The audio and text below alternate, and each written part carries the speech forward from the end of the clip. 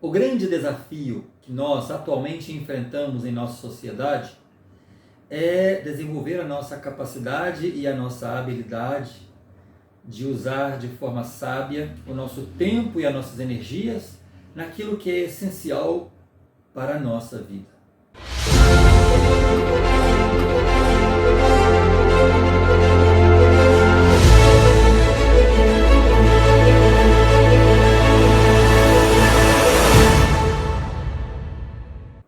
Hoje vivemos em uma sociedade que nós podemos classificar como uma sociedade tecnológica e somos atropelados diariamente pelo excesso de informações que na maioria das vezes nos confundem mais do que nos informam. Nós sabemos que desde a época do homem das cavernas, nós, os seres humanos, buscamos respostas que nos indiquem, que nos expliquem sobre a nossa vida, a nossa origem, por que nós nascemos, por que nós estamos aqui. E nós geralmente buscamos essas informações através de instrutores, de professores, através das religiões, mas na maioria das vezes nós buscamos essas respostas através da ciência, porque é da nossa natureza saber sobre a nossa origem. Então, nesse vídeo de hoje, eu vou falar um pouco sobre essa origem a partir de registros. E eu vou usar o registro um dos registros mais antigos que se tem notícia, que é a Bíblia. A Bíblia é um livro que já passou por mais de 2.400 traduções, versões, e é um documento que realmente existiu. E eu vou me basear nesse documento para falar um pouco sobre a nossa origem. A Bíblia ela surgiu ali pelos anos de 450 a.C. Nesse período da história, pouco se falava sobre ciência, embora já existisse aqueles que buscavam o entendimento da vida por uma necessidade pessoal. Mas há um versículo na Bíblia, logo lá no seu início, onde o escritor disse o seguinte: "E criou Deus o homem à sua imagem, a imagem de Deus o criou, macho e fêmea os criou." O conceito é simples, porque da união de ambos, macho e fêmea, todos nós nascemos. O tempo passou, o macho e a fêmea se multiplicaram e povoaram a terra. E independente do conceito de sua origem, se é evolucionismo ou se é criacionismo, macho e fêmea sempre foram os que povoaram a terra. Um dia, alguém começou a perceber que aquele macho e que aquela fêmea não eram meras criaturas mortais, mas eram criaturas complexas, que, como relata um outro versículo bíblico, lá em Salmos, no capítulo 82, versículo 6, diz que eles eram deuses. E o que significa ser um deus? Ser Deus, além de outras atribuições, é aquele capaz de criar mundos, como este, por exemplo, tão grande e tão cheio de maravilhas e ruínas. Um mundo cheio de alegrias e desgraças. Alguém capaz de criar pessoas, de gerar criaturas. Quando os deuses decidiram criar a terra, quando eles decidiram colocar nela macho e fêmea, eles tinham em mente a maneira de como suas criações nasceriam neste mundo. Então, o macho e a fêmea se juntariam e, na troca de elementos corporais de um com o outro, nasceriam todos os espíritos que os deuses haviam criado.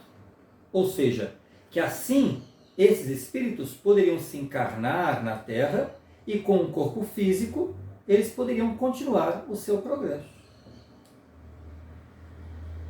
E o macho e a fêmea geraram filhos e filhas que nasceram com muitos desafios e nasceram desafiando a sociedade. O mundo em que nasceram porque junto com o macho e a fêmea também nasceram insatisfações, ansiedades, seus desejos, seus erros, seus pecados, sua identidade e inclusive a ausência dela, porque eram criaturas que tinham identidades divinas, eram deuses. Para entender toda essa complexidade do mundo, da terra, deveriam ser deuses. Por isso, a Bíblia fala que eles eram deuses, deuses em embrião. Nós nascemos assim, prontos para desafiar a sociedade organizada.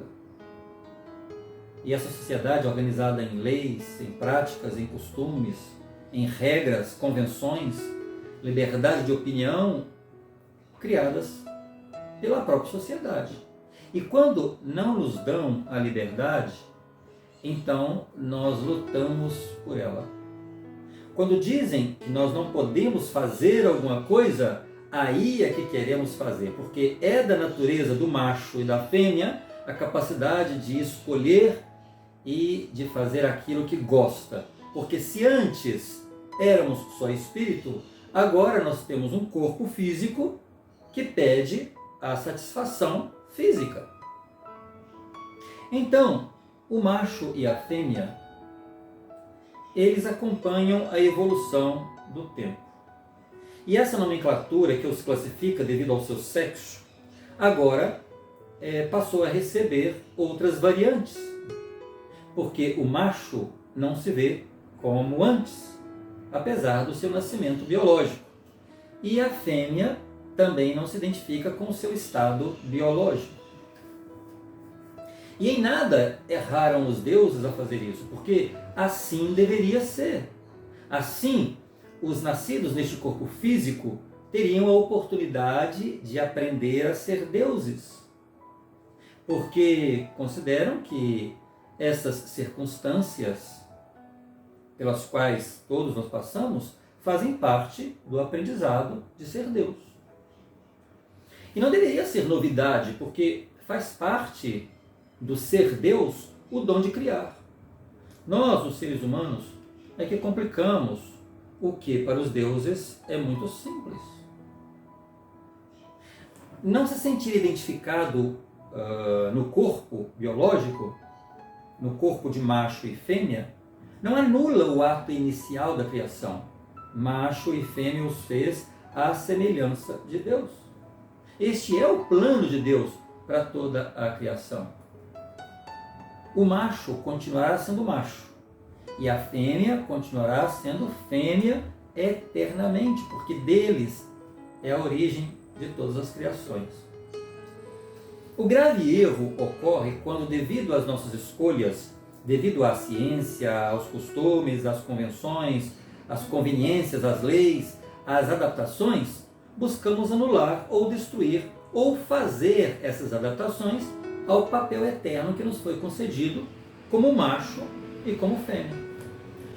O corpo de ambos são diferentes desde o princípio, porque a fêmea ela vai ter consigo dentro de si a nova criatura que vai nascer.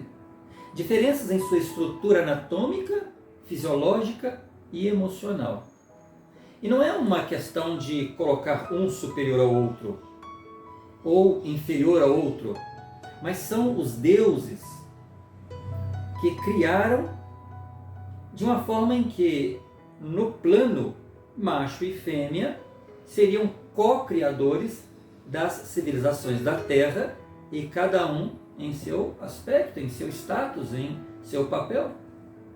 Quando buscamos fazer essas adaptações em nosso corpo, para atender a nossos caprichos, ou a uma ideologia, ou a uma insatisfação, a uma falta de identidade, ou para alimentar as concepções do mundo, ficamos sujeitos a sofrer as consequências naturais inerentes a esse processo. E nos tornamos dependentes durante toda a nossa vida de adaptações, ou de medicamentos, ou incômodos que podem atender às demandas do novo corpo, como a não adaptação. Porém, não devíamos excluir, diminuir ou impedir aqueles que decidam optar por essas mudanças no seu corpo, porque são livres.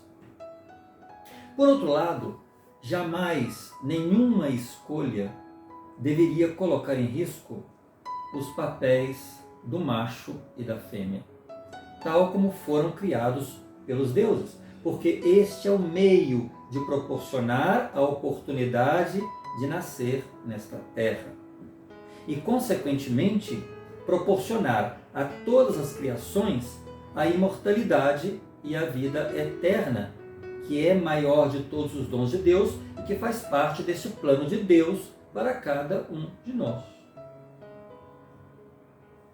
E quando essa escolha ela é oportunizada pelos deuses, eles têm em mente a visão eterna e que essa escolha de mudança, de alterações no corpo, seja oportunizada quando nós tenhamos a idade certa, a maturidade certa para fazê-la. Ou seja, que nós estejamos certos daquilo que estamos fazendo. Uma criança em sua tenra idade não precisa ser induzida a fazê-lo. A criança ela precisa ser amada da forma como nasce, incondicionalmente.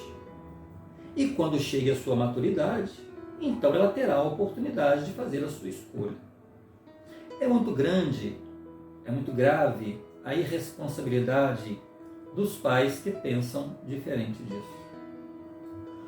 O que vemos atualmente é uma tentativa de alguns na sociedade destruir esses conceitos de macho e de fêmea.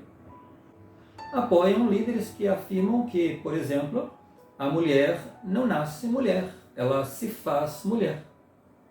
E esse pensamento, ele viola totalmente a lei natural do papel da fêmea desde o seu nascimento.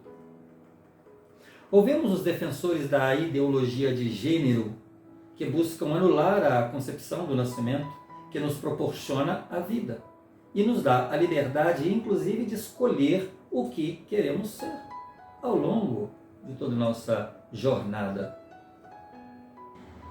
Fica evidente que sua intenção é substituir o status, a posição, o papel dado ao macho e à fêmea em sua concepção original, em favor da defesa de suas adaptações artificiais.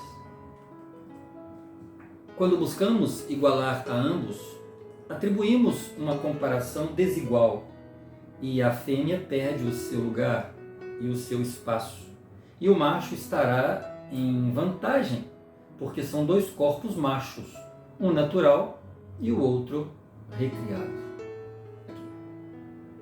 Espero que você tenha gostado e, se gostou, compartilha para que outros possam chegar a este mesmo conhecimento. Até o próximo vídeo.